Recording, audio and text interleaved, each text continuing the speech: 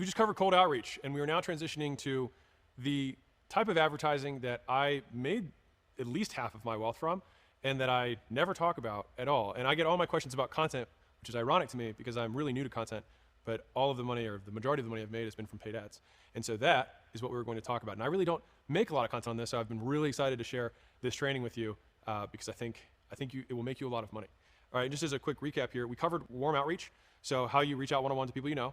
We covered how to post content and monetize content, so posting one-to-many to people you know, to your warm audience. And then we talked one-on-one how to communicate to strangers to get them to want to buy your stuff. And so finally what we're doing is we're communicating at large, at mass, to strangers through paid ads. So this is the final of the core four. Now to be clear, these are the only things that one person can do to let other people know about their stuff. The second half of this training is going to be using this on steroids, which will be great. All right, so here's a quick story around this. When I first, and this is why it's kind of interesting, so like I technically did the warm outreach and I made a post to get some of my first customers, but when I actually opened my gym, the first thing I did was that I ran ads. And what happened was I was actually apprenticing, call it that, at a gym owner's gym. And so I said I would work for free. He ended up paying me minimum wage, which again, just as a quick sideline reminder, I was a pretty highly paid consultant before doing this. And so this was a massive pay cut to just be like a minimum wage gym employee. And so the thing is that I still got the better end of the deal because I learned far more than I earned during that period, and then it unlocked a big growth in my income in the very near future. So I think a lot of people aren't willing to sacrifice their living situation in order to learn more. I slept on the floor of one of the gym's customers. The first day I started working with this guy, he went into his gym at 4 o'clock in the morning and said, "Hey, I've got this kid here. Can anyone put him up for the night or like give him a room?" And one guy was like, "Yeah, I got a spare bedroom. I'll take you in. Just, try and help me not eat like shit." And I'm actually still friends with that guy to this day. And so anyways, I met this mentor, and I went to a conference a few weeks after meeting him that was on this crazy thing on the internet that was called Facebook ads. This is 2013, so it's a long time ago. And this is right as Facebook ads began. This is when you could put clicks of, you could put a hot chick up there in a bikini and be like, weight loss fast. And it was all compliant because they just needed the money. And so I went to this 2-day workshop, and I learned enough to be dangerous with it. And so I went back and I said, "Hey, I think we should try some of this Facebook stuff." And he said, "Dude, I tried it. It doesn't work." I was like, "All right, well, I learned some stuff. Like, let me give it a shot." And he said, "Well, fine, I'll make you a deal. I'll give you $1,000 to play with, but if it doesn't work, then you shut up about this Facebook stuff. And if it does work, I'll split the profit with you after we pay the ad spend back." I was like, "Cool, deal." And so this was the first ad that I ever ran. It said, "I'm looking for 5." There was no image. It was just a text ad on Facebook. It said, "I'm looking for 5 Chino Hills residents to take place in a free 6-week challenge. You must let us use your before and after pictures in our marketing exchange for the program. Click the link to sign up." No images, no videos, no frills, just words in all caps. And that ad generated leads. And I think I made, it was either $5,000 or $6,000 in sales from $1,000 in ad spend. And true to his word, paid the $1,000 back, and he gave me a disproportionate half of it, and he said, "Do it again." And that was my first foray into paid ads. So I got leads, I called him up, I brought him in person, and I sold him a 6-week challenge. And then on top of that, they would pay for the program, and if they won, or if they lost over 20 pounds or whatever the goal we set for them was in the 6-week period, we give them the money back. Now, the mousetrap of how this worked is that most people assume that we did this to like hoodwink people, but we had over 70%, 80% of people, depending on the challenge, would hit the goal. And so it wasn't that people didn't hit the goal, it's that just like a perfect lead magnet, once you work out for 6 weeks, what do you want to keep doing? Working out. I can promise you that most men and women that I have found, when they start seeing progress and start looking better, what do they want? More. And so all you do is say, "Hey, you hit this goal. Are you at your high school weight yet? No. Isn't that what you wanted? Yes. I think it's going to take a year. Do you want to take this in credit towards the year? Yes."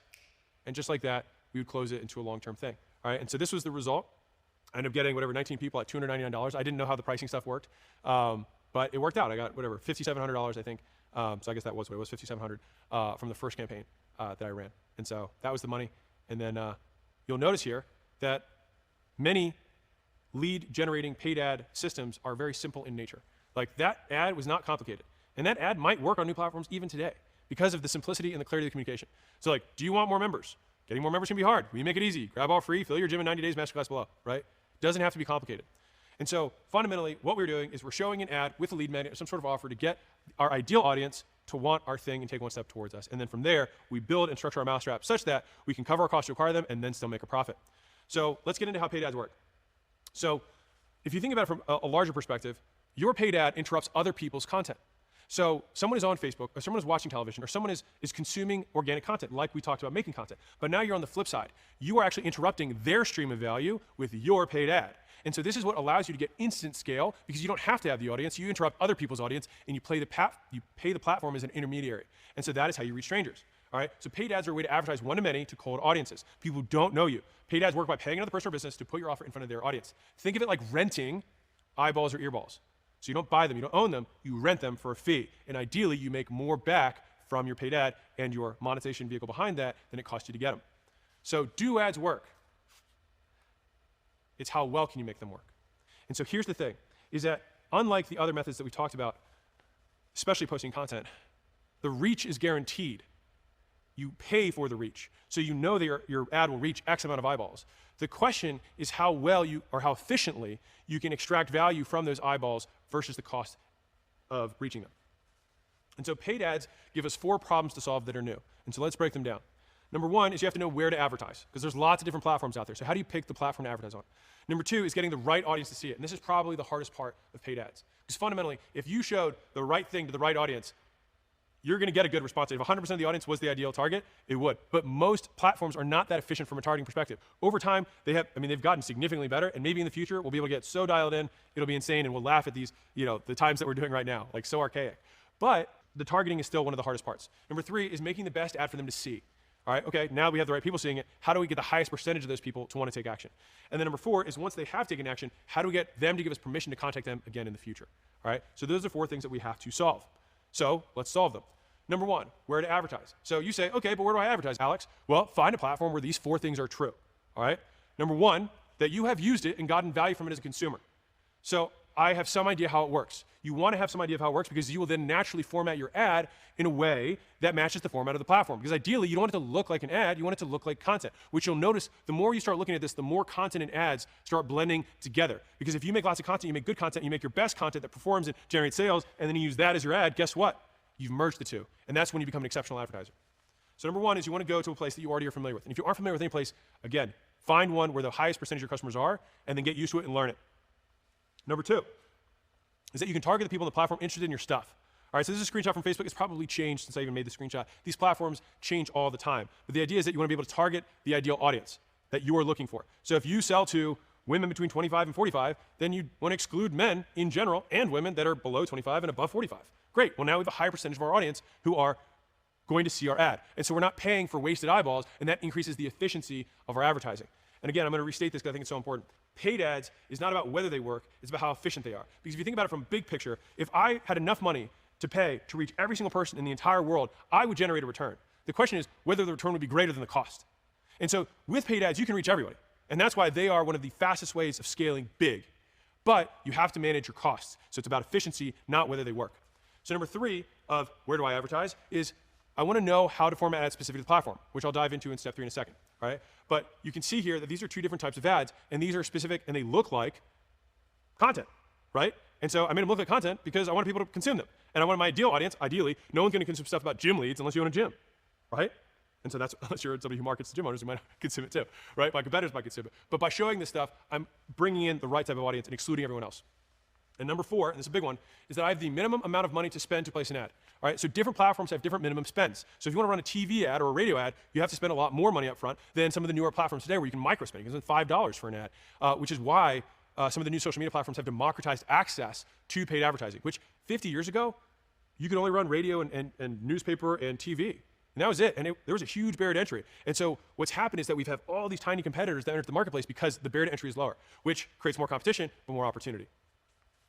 So, pro tip, place your ads where your competitors place ads to start. All right, this might seem counterintuitive, but platforms often have different ad types. So for example, on LinkedIn, you can send message ads or you can run newsfeed ads. On Instagram, you can run ads to the newsfeed or to stories. On YouTube, you can run ads on the sidebar, the midstream, or the pre-roll. So how do you know where to start? Just look at the placement of other people in your space and start there. If they can make it work, so can you. Again, this is just like following the top guy in the sales team. Replicate before you iterate. Once you've matched their performance, then you can get cute with it. But for now, if you're just starting out, replicate first. Again, not copy, model. Okay, action steps. Start with one platform that meets those 4 requirements and start watching, listening, and reading ads on that platform as a first step to learn how to make one. All right, and so I think I have this in the book. I'll say it now then, is most platforms have ads libraries where you can search because of advertising compliance, where you can look for the top ads of anything. And so my recommendation is look for the ads that have been running the longest and have the most engagement. Then transcribe those ads. And what you want to look for is how they hook, retain, and reward the person, how they make the offer, and what offer they're giving them. And so when you're looking at these things and how, the language they're using, if you write down or transcribe 50 or so ads that are the highest performing ones, it will give you such a head start on making your own ad. And again, don't copy one ad, look at 50, and then let it mess around, swirl around in your brain, and then write your own version, write 10 different versions of it, and then use those and format them similarly and place them in a place that is already shown to convert. If you do that, you'll be 9 steps ahead of everybody else. So that's where you advertise. That solves problem 1. Problem 2 is, okay, what should my ad say? So, okay, but how do I get the right people to see it? You target them. So here's my little image of finding people, right? So if we start the entire world, which you kind of do, we need to be a bit more specific. So you chose a platform that has 100 million users, you've already cut out 99% of the world, right? So continue to cut down. Specific is good. I'd rather you be too specific to too small of an audience. This is the lakes, ponds, puddles, oceans perspective. Start with the puddle and then move out. Because what will happen is you'll have the highest ROI in the puddle, and then you can move a little wider. And that will afford you the money to be a little bit less efficient. And then that'll afford you money to be a little bit less efficient until eventually, if you're good enough, you can market to the entire world.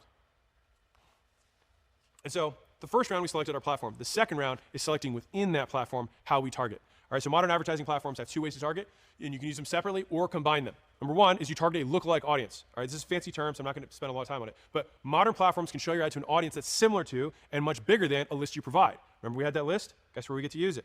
So advertisers call this a lookalike audience. So you have this list that we've already created from your warm outreach and your cold outreach. Add them together, and then upload those lists. Now, the higher quality of the list, the higher quality the output of the audience will be.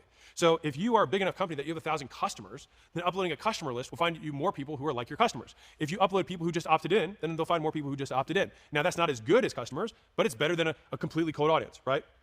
So you upload their minimum list size to create a lookalike audience. The bigger and the better equals better for the list quality. And you want to add your warm reach out list and your cold reach out list together if you need to, all right? So that is type 1, is that you target a lookalike audience. The second way that you can target, and you can combine these two, is you target with a factor of your choosing. So remember earlier I was saying age, income, gender, interest, time, location, etc. Those are all things that you can target. So sure, you can have your lookalike audience off that list, and then you can add in age, gender, income, interest, time, geography, etc. And so that gets it even narrower. Now, you could do one or the other or both. It just depends on the size of the pie that you're looking at. All right? So for example, if you know no one over 45 or below 25 has ever bought your thing, then exclude those people, right? If you sell car parts, then show your ad during car shows and on car channels, right? If only people with pets buy your thing, then include pets as an interest, right? That's the idea here. And the big thing here is that targeting becomes one of the hardest things of paid ads, but this is the only problem to solve.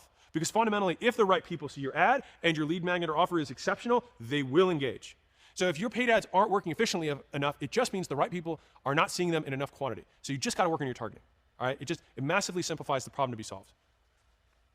And as an aside, for everybody who's a local business, since local markets are already tiny in comparison to national markets, you won't want to add more filters. Like, you don't want to do that. All right? So be as specific as possible, but no further. And the thing is that local markets on their own are already like 0.1% of a nation, so you're already pretty narrow. So if you're marketing like local, like 2-3 mile radius, you don't want to add more than maybe one filter, right? So like maybe it's older folks, or maybe it's men, or maybe it's women, but I wouldn't add much over that. And especially if you're in a like really tiny market, like you're already going to reach everybody with a pretty nominal amount of spend. And so it's okay to just be a little bit more inefficient because you're already so tiny and targeted. And as an aside, local targeting and local ads are one of the easiest types of ads to run because you already have so much trust. It's one of the differences between national advertising campaigns and local. Because if you're like, hey, we're next to the 7-Eleven on 5th and Gold, then people are like, oh, I know where that is. And so you don't even need to sell anything. You can just get them to opt in and just call. Like, hey, oh, where you at? Oh, yeah, we're on Christ. Oh, well, why don't you come on in? Like, it doesn't have to be complicated when you're local. So again, as an aside, if you're a local business owner, if you have the offer right, you just target your area and you're usually good to go. So here are your action steps. Bring all your lead lists together in one place. Separate them by past and previous customers, warm outreach, and cold outreach. If any of those lists are big enough, then use the ones that are closest to your customers. If you don't have a big enough list, then combine them into one list, and then over time, once you get enough customers or get enough scheduled calls, and you can sift those out, re-upload those, and make it look like an audience off of that, and then add your targeting stuff. And if the platform allows, use these lists in order of quality to create the lookalike audience, and then add filters. And that's it. That's the game of targeting. All right? And if you're incapable of making a lookalike audience, then just start by targeting interests on their own. Just start targeting people with pets in an area, in a state, whatever. So step 3 is, but what should my ad say? So there's 3 kind of elements to an ad as I've broken these down. All right, you have a call out, you have the value of the ad, and then you have a call to action. So you might notice This is the hook, retain, reward, just said differently. The call out is the thing that gets their attention. It's the hook. And I purposely use different language here because it's the content that matters more than the nomenclature, all right? The value is the meat. That's what retains them, right? They get some, and we do that value, provide that value so that they trust us and like us more and are more willing to take the next step. And the reward, as we want to position it for them for consuming this ad, is to take the next step, right? If you got value from this thing, then you'll love X, Y, Z, all right? And as a side note here, I want to make this point, is that as you become an advertiser and you learn the game of advertising, I would recommend that you don't skip ads. So I don't have any premium memberships, I don't think, to any platforms. And when you're trying to consume or learn an industry, you should click on every ad of people in that industry, in your industry, so that your newsfeed is filled up with that. Don't let it hurt your ego. You're learning.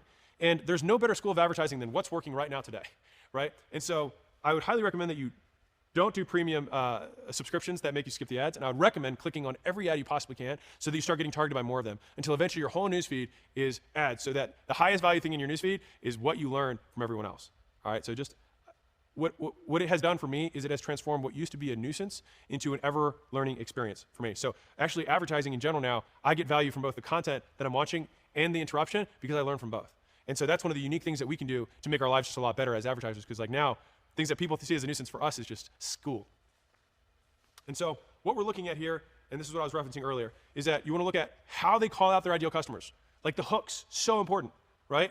Figure out what they're saying, because their language, like, do they say gym owners? Do they say health club owners? Do they say micro gym? Do they say fitness professionals? Do they say trainers? Do they say personal trainers? Do they say PTs? Like, what is the language they use? And usually it's the language that they use to self-identify. And we want to use their language to talk to them, right? And so look at what everyone else is doing just to get an idea of, like, oh no, okay, that isn't the avatar I want. This is the avatar I want. I want more of those. And then you click down those pathways. Number two is how they present the value elements. So we talk about the value equation. So what is the dream outcome?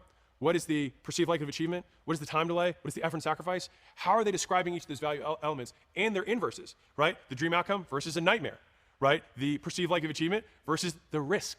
The time delay versus the speed.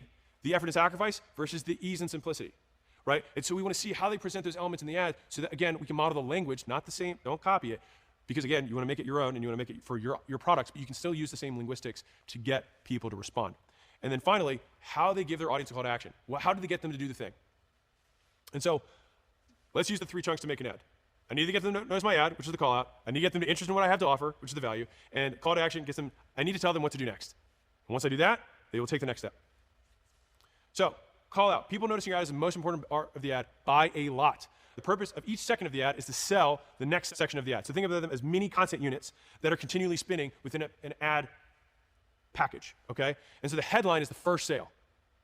And so focus your effort front to back. So if you're thinking about this, you want to put 80% of your attention on the first 5 seconds. And you're like, that's crazy, because it won't take me so long. It should. Because if you're doing enough research and you're doing enough homework, if you nail the first 5 seconds, honestly, almost every ad will work, if you're talking to the right people, okay? The first impression is the part of the ad that I test the most. I'll give you a little example from me. So when I record ads, this is a tactical tip that's not in the presentation, so you just have to enjoy this while you have it. When I would record ads, I would record maybe 10 meaty ads, so like the actual value component of it. So I'd break one belief, or I would demonstrate one skill, or some little nuance that they didn't understand as well that I knew that I could demonstrate based off experience. And that would be the meat of the ads, right? That's the value part. So I record the value separately. And then I would go and record 30 different hooks. And then when you have 30 hooks, you can paste those onto 10, and I have 300 different ad variations that I can use. And as soon as I have the best converting hook, then I can see which value converts best off that hook. And that's the test and iterate process that creates winners and home runs over and over and over again and allows you to scale. So I'm gonna break a different belief for you right now. The reason that your ads aren't scaling, all right? So most people think, oh, I can't scale my ads past $1,000 a day, or I can't scale my ads past $10,000 a day, or I can't scale my ads past $100,000 a day. Insert whatever number you want. They think that the platform has capped them. The platform wants to take your money. They have not capped you. What is actually capped is how good your ad is. You have an ad that can only go to this warm of an audience. And then as soon as it gets outside of that warm of an audience, it stops converting. So the difference is between the top 1% of Facebook advertisers versus everybody else, they split test 11 times more content than everyone else. And for that reason, they're able to scale 10 times, 100 times more. So the fact that you can't scale your advertising isn't because of the platform, it's because your ads aren't good enough. And so you see the cap, but that's because your ads in general, like you're a $1,000 a day ad maker. You're just not good enough. Your ads aren't good enough, and it's probably because you don't make enough volume. You might make, and it's funny because I talk to business owners all the time who run paid ads. I'm like, okay, well, what's your cadence? Like, how many ads are you making? Like, oh, I mean, we make tons of ads. I'm like, well, what does that mean? Like, well, I mean, once a month we record ads, and I mean, I make at least 10. I'm like, 10? I'm like, a month? I'm like, yeah. Well, there's a problem. I'm like, I don't need to look at anything else. I already know that that's a problem. Because when you want to scale, like really scale, unless you have super wide targeting in terms of your audience, you're going to have to split test significantly more on the ads, the hook, and the value itself, and the CTA, in order to get that one package that scales to 100 million people and is still profitable. That's the key. And so, back to our presentation, Mr. Ogilvy, I'm repeating this because, again, it is one of the most impactful things that I've learned in advertising, is that after you've written your headline, you spend 80 cents of your advertising dollar. That is why we focus so much on the beginning, because if you don't get them in the beginning, nothing else matters. And so the call is whatever you do to get the attention of the audience. All right? And so these are labels, yes questions, if-then statements, and ridiculous results. So labels would be an example if I said, hey, are you a homeowner? Do you own a home over $400,000 a year? Boom. Yes questions are, do you sweat at night? Do you toss and turn? These are implied yes questions. Someone says, yeah, that's me. Oh, I do that. Do you snore a lot? Do you sleep with your mouth open? Do you wake up with cotton mouth in the middle of the night? Do you always have a water thing next to your bed? Ah, that is me, right? All of a sudden, these are yes questions. People are like, yeah, that's me, right? These are two different examples of callouts. If-then statements. If you are born between 1974 and 1885, then you may qualify for mesothelioma, whatever the thing, right? The thing is if you were in this area at this time, you may X, right? It's if-then statements. And mind you, that's for a lawsuit. But fundamentally, it works the same way. If, then, right? And then finally, you have ridiculous results. Gym in Colorado opens first day, overfilled, has to refund customers because they can't fit them all. Well, if I'm a gym owner, I would be interested in that. And then I might read more. And so I got the call out, I got the right person. So these are the 4 most common, or at least the ones that I find work best to get call outs that work. So labels that they identify with, yes questions or things that they would nod their head up and down to, if-then statements, and then ridiculous results. Labels are a word or set of words putting people into a group. These include features, traits, titles, places, and other descriptors. So Clark County moms, gym owners, remote workers, I'm looking for XYZ. When I said I'm looking for 5 local Chino Hills residents, that was a label. All right? To be most effective, the ideal customer has to identify with that label. That's a local ad hack, by the way. All right, yes questions, we went over that. They should say, yes, that's me. Do you wake up and pee more than once a night? Do you have trouble tying your shoes? Do you have a home worth more than 400 grand? Yes questions. If-then statements, all right? If they meet your conditions, then you have to make a decision. If you run over $10,000 a month in ads, I can save you 20% or more, right? If you were born between 1978 and 1986 in Muskogee, Oklahoma, you may qualify for a class action lawsuit. If you want XYZ, then pay attention. And then ridiculous results. Bizarre, rare, out of the ordinary stuff, right? Massage studio books out 2 years in advance, client's furious. This woman lost 50 pounds eating pizza and fired her trainer. Government is handing out $1,000 checks to anyone who can answer these 3 questions, right? These are things that are bizarre and ridiculous that get attention, all right? And so callouts also don't have to be just words. They can also be noises or visuals in the environment. So you've got contrast, likeness, and the scene. So contrast is any stuff that sticks out in the first few seconds. Colors, sounds, the movements, etc. Note what catches your attention. So when you're watching these other people's ads, you're looking for the callouts, you see the words that they're using, but also look at everything that's not spoken. And a lot of times, 90% of communication is nonverbal. So we want to look at everything else too. So a bright shirt, for example, almost always gets more attention than a black or dull shirt. Right? Attractive people almost always get more attention than plain-looking people. Right? Moving stuff almost always gets more attention than still stuff. Is that making sense? Cool. So that's contrast. The next one's likeness, all right? So thinking visually, think about this as showing the label versus saying the label. All right, so the features, traits, title, places, and other descriptors that they identify with. All right, so people want to work with people who talk, look, and act ways familiar to them. Why? Because they have received reward from people like that in the past, right? And you may not, you personally, look, talk, or act in ways familiar to them. So if you serve a broad customer base, then use ethnicities, ages, genders, personalities in your ads that look like them, not you. So if you serve a narrow customer base, example, medical devices for seniors, then use people who look like them. So if I want to market to doctors, wear a lab coat. If you're marketing to plumbers, make sure your background has pipes in it or is under a sink, right? You want the person who's doing the ad and the background to sync up with the ideal customer. And I'll show you, I'll prove it to you that if you are the one in your ads right now and you look at your customers and they all look and talk like you, why do you think that is? Because your ad calls out to people who look and talk like you. And so if you want to expand beyond that, then use people in places that look more like them. By the way, that's also how you scale a company massively, especially if you have a diverse audience. You want to show different personalities as the heads, talking heads, that become the faces of the brand, and then you can retreat back and own the whole thing. All right? So the scene is showing the yes questions and the if-then statements visually. So example, an ad with a person tossing and turning in bed calls out to people with sleep troubles. A pear next to an hourglass can call out to people with a pear-shaped body. A room full of staff stacked to the ceiling calls out to people who have too much junk, right? A rock hitting a window calls out people with broken windows. A local landmark, locals think, hey, I know that place. They pay attention. So we want to use the scene in addition to the words, in addition to the contrast, to get people's attention. We want everything aligned to call them out. And so if you're like, oh, it only takes me 5 seconds to do this. Think about each of these elements that you want to sow into the beginning so you can maximize how many people see and engage with your ad. That is the difference between $1 million a year advertising campaign and a $100 million a year advertising campaign. Okay, action step. So I'm always impressed with the clever and innovative ways advertisers call out to their prospects. So instead of muting or hitting skip ad, look for the call outs. Become a student of the game, and my goal is that for the rest of your life, when you see an ad, you turn up the volume. Once we do that, we've called them out, we have to get them interested, right? So if people think an offer or lead magnet has big benefits and tiny costs, they value it, right? If the costs outweigh the benefits, then they don't value it.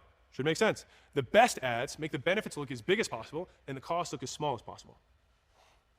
So here's my framework that I use when I'm writing ads. And so I want this to be more of an ideation framework than a like write these words framework. So you have consumed my content, hopefully, to a certain degree. And earlier, we talked about the value equation and the 4 elements, right? Dream outcome, perceived likelihood of achievement, time delay, effort and sacrifice. Now, if we were to actually reshuffle these and make these into positive and negatives, you've got dream, fast, easy, likely.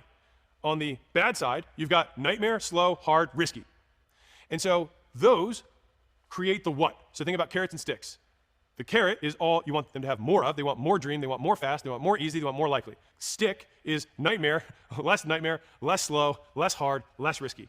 We're going to look at all 3 of these, and then who, and then when, and we're going to combine these into a copywriting framework for you to make any ad. So let's start with the what. So the 8 key elements are just the 4 value elements taken into positive and negative, carrots and sticks, all right? And just think about positives and their opposite, all right? Dream outcome, nightmare, perceived likelihood of achievement, risk, time delay, speed, effort and sacrifice, ease. Those are the 4, or the 8 elements together. And so a good ad for a dream outcome will show and tell the maximum benefit the prospect can achieve using the thing you sell. It should align with the ideal prospect's dream outcome for that sort of product or service. These are the results they experience after buying the thing.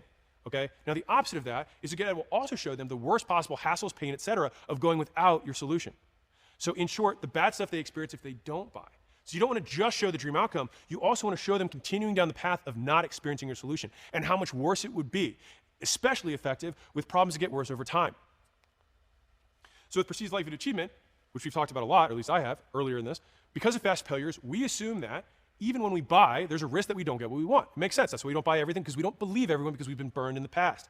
So we lower the perceived risk by minimizing or explaining away past failures, emphasizing the success of people like them, giving assurances by authority, guarantees, and how what you have to offer will at least give them a better chance of success than what they currently do.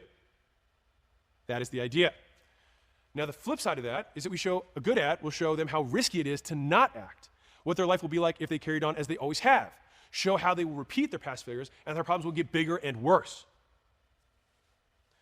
Now we get to time delay. A good ad will show them how slow their current trajectory is, or that they will never get where they want at this current rate. On this part, we're prodding on the pain, and then we can flip it and say, to get the things we want, we don't have to spend time getting them. A good ad will show and tell how much faster they will get the thing they want if they buy our thing, or they take the next step. Effort and sacrifice. A good ad also shows the amount of work and skill they'll need to get the result without your solution.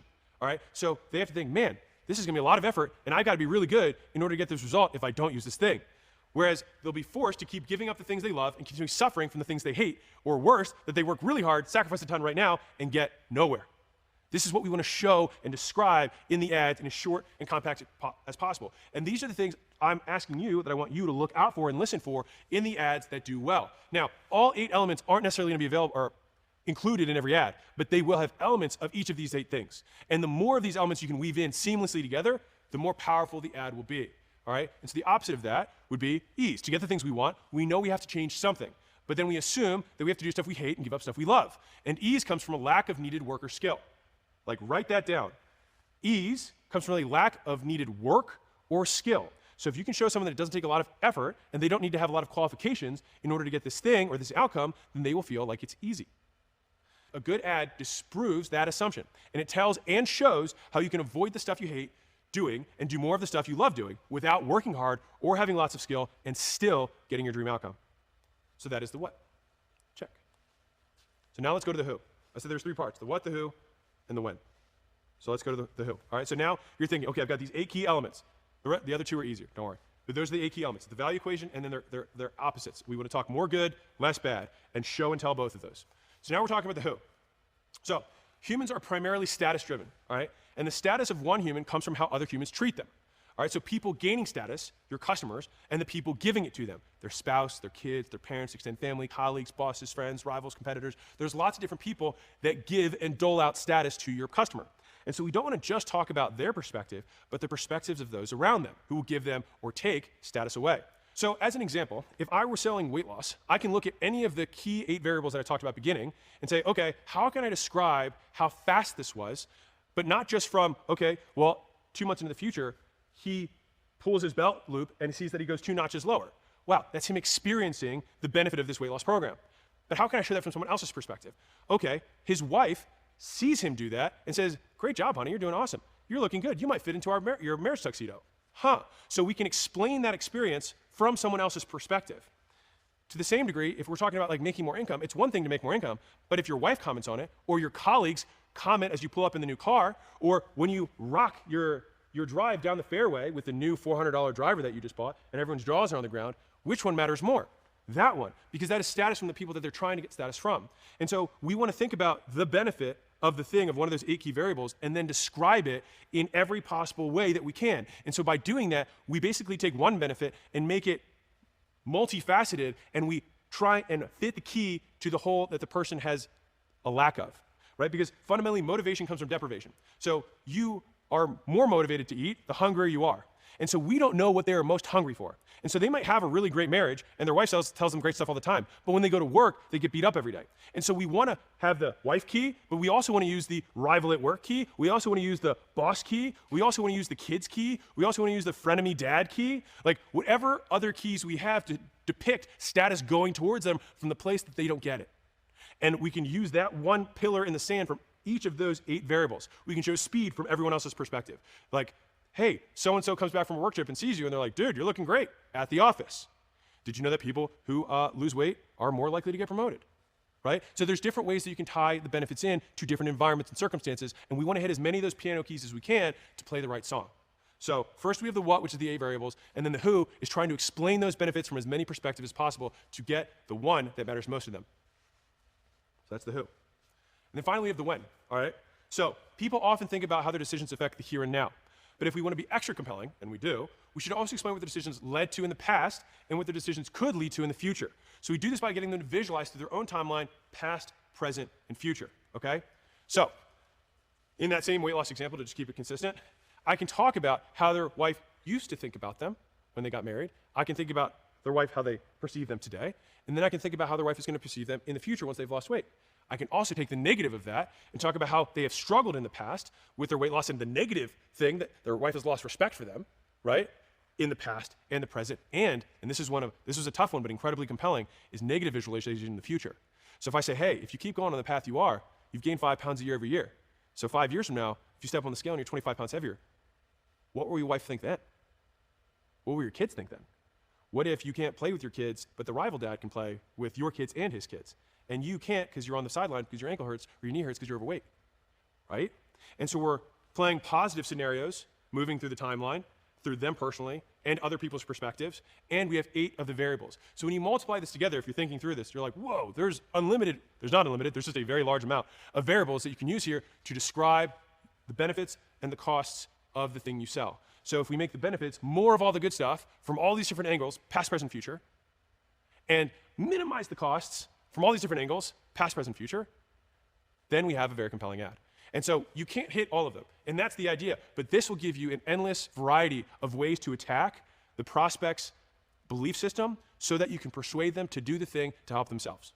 And those are the fundamentals of making the value content in a good ad. And so when you put the what, the who, and the when together, we answer the why they should be interested.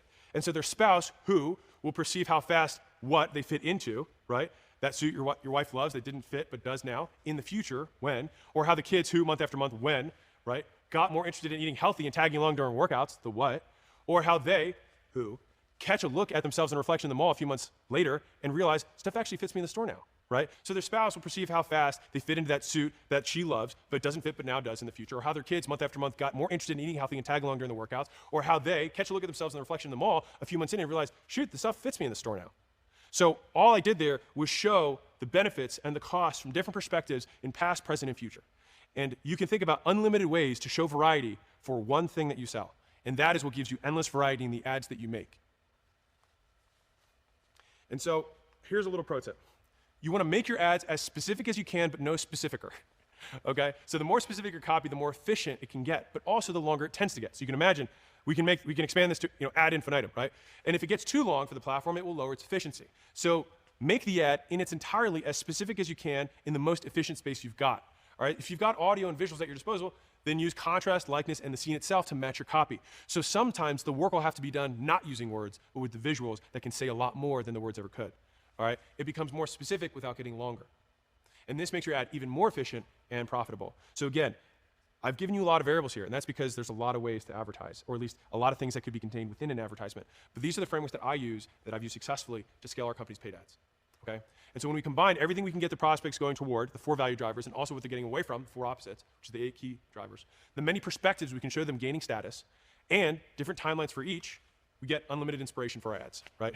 And so I want you to get as many advertising angles with your offer as you can with the what, who, when framework, all right, which I just went over. And then finally, now that we have the meatiest part of this, we just have to give them a call to action. And it's crazy how many times I see ads and they don't have a good call to action at the end. All right, again, this is about being clear, not clever. So if your ad got them interested, then your audience will have huge motivation for a tiny period of time.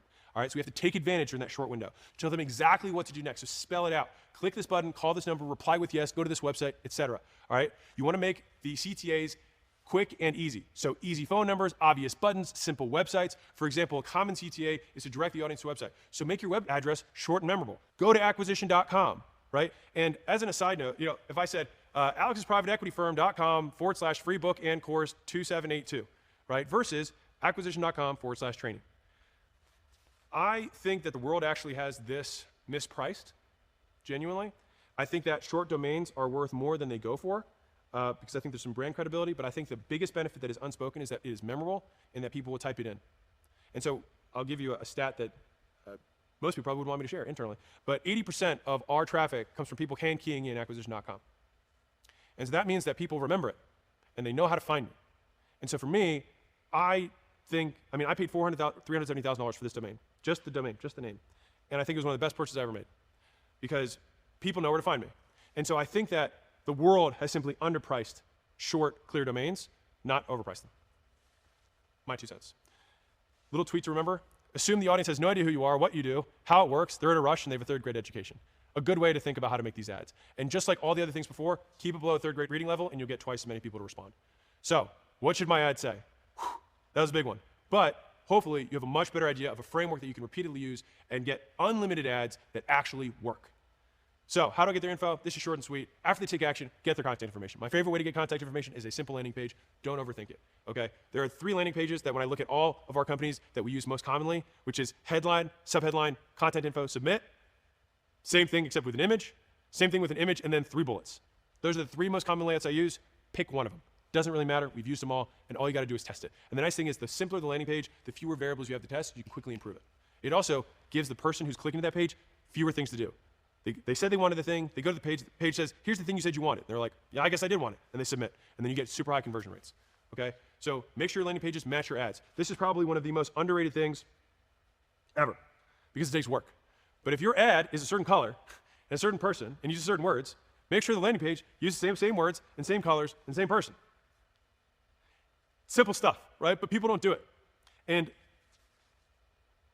the more steps you get someone or ask someone to go through, the fewer people will do it. But the more qualified the leads will be. So that's the push and pull of marketing in general. So there's going to be a balance there. If you get too many leads, then add some qualification steps. If you get too few leads, remove some. So here's the action step. Build your first landing page. I wasted 4 years feeling too scared to make a landing page because I was like, I'm tech afraid. I tend to be slow with technology. I try not to be, and so I'm working on that. But when I finally tried, I finished my landing page before lunch. So it took me 4 years to decide to start trying to build a landing page, and I built it in 4 or 5 hours.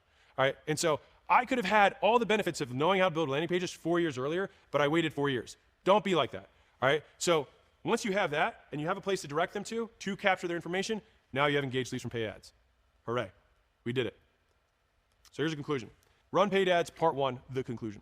Callouts, you need for them to notice it. Value elements, give them a reason to do something. Calls to action, give them a way to do it. And now the only question remains, which is how efficient were we? So let's talk about money stuff.